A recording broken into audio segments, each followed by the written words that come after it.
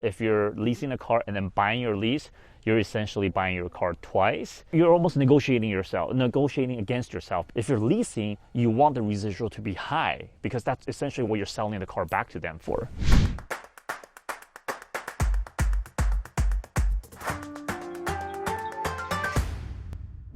Back in the days, if you asked me this a year, 2 years, 3 years ago, I would say lease all the way.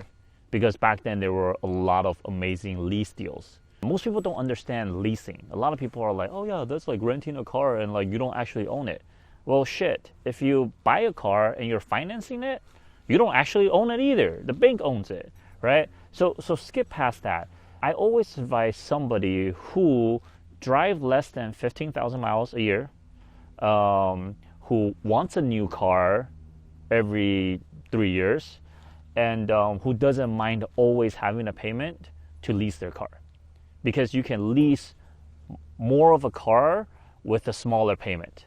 Okay, so the way you really want to look at it is if your payment is $500 a month, that's $6,000 a year, so $18,000 over 3 years. Are you okay with buying this car for $18,000 and whatever taxes there is, right? And then use it for 3 years and then quote unquote sell it or give it back. So that's what I would advise.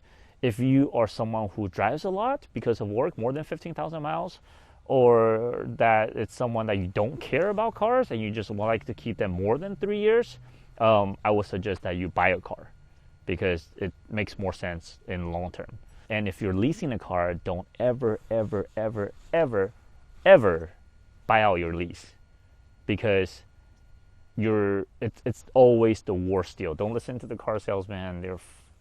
That's their job. They're professionals. If you're leasing a car and then buying your lease, you're essentially buying your car twice. You're almost negotiating against yourself. If you're leasing, you want the residual to be high because that's essentially what you're selling the car back to them for, right? But then if you're leasing and you negotiated a good lease deal, the residual will be high, which means you'll buy the car for a lot of money, more money than it's worth.